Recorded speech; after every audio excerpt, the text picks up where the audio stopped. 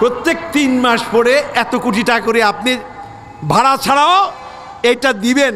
এটার মূল্য তো 10 কোটি টাকা খরচ হয়েছে, মূল্য 10 কোটি, ভাড়া না এত। অতএব আপনি ভাড়াও দিবেন, মূল্যও দিবেন। তা আপনি ভাড়াও দিচ্ছেন, আবার 3 মাস পরে পরে ওই আপনি কিস্তি দিচ্ছেন। কেউ যে এক কিস্তি দিলেন, আপনার মালিকানা থেকে, ব্যাংকের মালিকানা থেকে এক কিস্তি চলে গেল, এটার পরে কিন্তু আর ভাড়া নেওয়া যাবে না। ওই হিসাব করে ওই পরিমাণ 3 মাসে কত ভাড়াটা কমিয়ে দিবে, এটার নাম হলো ডেমিনেশিং, মানে ক্রমহ্রাসমান পদ্ধতিতে এটা কমিয়ে দেওয়া হবে। দ্বিতীয় কিস্তি দিল 6 মাস পরে, আবার কমে গেল। এমনিভাবে 1 বছরের 4 কিস্তি, 4 কিস্তির ভাড়া আসবে না। এমনিভাবে 10 বছরে দেখা গেল তার কিস্তিও দেওয়া শেষ, ভাড়াও কিন্তু কমতে থাকলো, আগের মতো ভাড়া নাই, ভাড়া কি হচ্ছে, কমে যাচ্ছে। এই ডেমিনেশিং পদ্ধতিতে, ক্রমহ্রাসমান পদ্ধতিতে, এটাকে বলে HPSM। এটা আমরাই ডিজাইন, আমার হাতেই ডিজাইনটা হয়েছে HPSM, higher purchase under Shirkatul milk. এটা আমার হাতেই হয়েছে ডিজাইনটা, ইসলামী ব্যাংকে। এটা এখন সব ব্যাংকে করতেছে, এটা HPSM বলে। সুতরাং এই টাকা নিয়ে আপনি বাড়ি, আমিও করছি আলহামদুলিল্লাহ।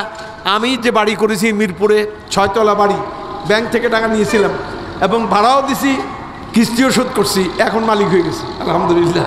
15 বছরে চুক্তি ছিল, 15 বছরের। সুতরাং 15 বছরে আমার শেষ। আমার যে ভাড়া আসছে, ভাড়া থেকে ভাড়া শোধ করছি, খালি থাকাটা ফ্রি পাইছি। থাকাটা কি ফ্রি, 15 বছর ওর মালিক হয়ে গেছি, শোধ করে দিছি আলহামদুলিল্লাহ, এখন মালিকানা। ইসলামী ব্যাংক সুদকে বর্জন করে এইভাবে মানুষকে বিকল্প পদ্ধতিতে, আসল পদ্ধতিতে, যুক্তি নির্ভর পদ্ধতিতে, শরিয়া সম্মত পদ্ধতিতে মানুষকে সুদমুক্ত করে ব্যবসা বাণিজ্য, বিল্ডিং, কল কারখানা। আপনারা কি জানেন যে পোশাক খাতে, বাংলাদেশে পোশাক খাতে ইসলামী ব্যাংকের একক অবদান সবচেয়ে বেশি? এটা কি জানেন আপনারা? ইসলামী ব্যাংকের একক বিনিয়োগ সবচেয়ে বেশি হলো এই পোশাক খাতে। পোশাক খাত উঠছেই ইসলামী ব্যাংকের মাধ্যমে আলহামদুলিল্লাহ। সুতরাং ব্যবসা বাণিজ্য, শিল্প কারখানা, কোনো জায়গায় কোনো অসুবিধা নাই।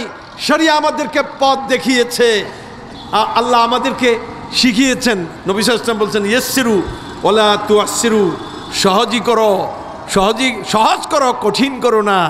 বাশশিরু ওয়ালা তুনাফিরু, সুসংবাদ দাও, মানুষকে ভাগিয়ে দিও না। সুতরাং দিন সহজ, ফাসানুয়াসসিরু লিল ইউসরা। সুতরাং যদি কেউ চলতে চায়, শরিয়া আল্লাহ তার জন্য সহজ করে দিবেন। আপনি চলতে চাইলে তো, আর চলতে না চাইলে জাহান্নামের পথ আপনার জন্য সহজ, জান্নাতের পথ আপনার জন্য কি কঠিন। কারণ আপনি জান্নাতে যাবেন না। কুল্লুন মুয়াসসারুন লিমা খুলিকা লাহ, হাদিসের মধ্যে আসছে, যার জন্য যাকে বানানো হয়েছে, জান্নাতের জন্য যদি কাউকে বানানো হয়, জান্নাতি কাজ তার জন্য কি হয়, সহজ। আর জাহান্নাম যদি কেউ যাবে, জাহান্নামী কাজ তার কাছে খুব প্রিয় হয়। লুকরি যতই কঠিন হোক, তার কাছে এটা কি, খুন করা কোনো ব্যাপারই না, হাসতে হাসতে খুন করে ফেলে। কথা কি বুঝে আসছে? মদ খাওয়া কোনো ব্যাপারই না, পানির চাইতে মদ বেশি খায়, নাউজুবিল্লাহ মিন যালিক। অতএব জাহান্নামে যাওয়ার মানুষ একটা, তারা ওইভাবে ঘন করে চলে। আর জান্নাতি মানুষ, আসসালাতু খায়রুম মিনান নাওম, মুয়াজ্জিন আজান দিল, আরেকজনে কি কয়, কি মধুর আজানের ধ্বনি, মর্মে মর্মে সেই সুর, বাজিল কি সুমধুর, আকুল হইল প্রাণ, নাচিল ধমনী, কি মধুর আজানের ধ্বনি। সে পাগল হয়ে মসজিদ দিকে ছুটছে, সুবহানাল্লাহ, তার জান্নাতের দিকে রওনা দিছে। আরেকজনে কয়, এই বেটা মুয়াজ্জিনের জ্বালায় আমি দেরি করিয়া মদ খাইয়া শয়তানি বান্দরামি করিয়া রাত, বুজুর্গানের রাত হয়েছে, বুজুর্গানের রাত দিন না, এগুলো বুজুর্গানের রাত কাটায়, তাস খেলে, ফ্লাশ খেলে, বিভিন্ন আড্ডা মারে, আর রাত 3টার সময় গিয়ে শোয়। মুয়াজ্জিন আজান দেয় 5টার সময়, তখন তার গায়ে আগুন লাগে, বেটা খাইয়া না খাইয়া কাম নাই, এ বেটা আজান দিল। হ্যাঁ, সুতরাং সে किस कदर तुम पे गरा गुजरती सुबह की बेदारी है। একটা কবিতা শুনলেন কায়কোবাদের, আরেকটা শুনলেন আল্লামা ইকবালের।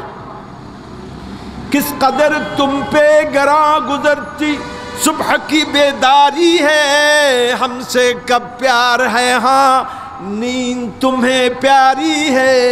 আল্লাহ তাআলা বলেন তোমার কাছে ঘুম ছাড়াটা শেষ সাথে ঘুম ছাড়াটা তোমার কাছে কত কঠিন মনে হয় বোঝা। শীতের রাতে ঠান্ডা পানিতে উজু করা কত কঠিন। হামসে কব প্যার হে, আল্লাহ বলেন আমার সঙ্গে তোমার খাতির মোহাব্বত কখন। হ্যাঁ নীন্দ তুমহে প্যারি হে, ঘুমটা তোমার কাছে প্রিয়। একজনের কাছে নামাজটা প্রিয়, আরেকজনের কাছে কি ঘুম প্রিয়। দুটো আমল কি এক? দুই ব্যক্তিকে এক ব্যক্তি, দুই চরিত্রকে এক চরিত্র। সুতরাং যদি আপনি জান্নাতে যেতেই চান ব্যবসা মাধ্যমে করবেন, কারণ ব্যবসা করতে নবী সাল্লাল্লাহু আলাইহি ওয়াসাল্লাম উৎসাহিত, তিনি ব্যবসায়ী ছিলেন, ব্যবসা করতে সুন্নাহ, এটি ব্যবসা করবেন। নবী সাল্লাল্লাহু আলাইহি ওয়াসাল্লাম ব্যবসা করতেন। হযরতে খাদিজাতুল কুবরা কি ব্যবসা করতেন?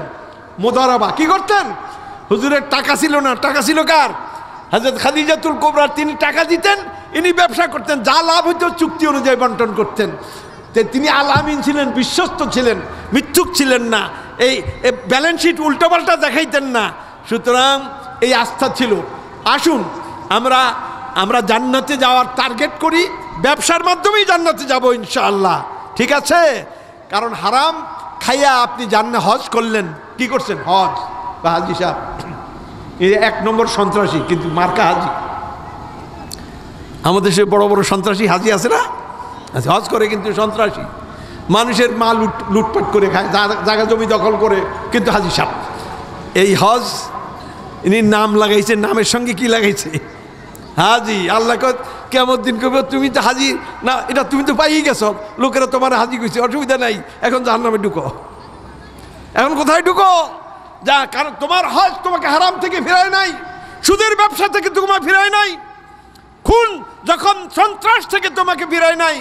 অতএব জাহান্নামে ঢুকো, এই হজ দিয়ে জান্নাতে যাওয়া যাবে না। যদি হজটা করতা মিলিয়ে ব্যবসাও হালাল, হজও ঠিক মতো করলে হালাল পয়সা দিয়ে, অতএব তুমি ফার্স্ট ক্লাস জান্নাতি ঢুকো। আসুন, আমার আজকে আর সময় নেই, আমার এখানেই শেষ করতে হবে।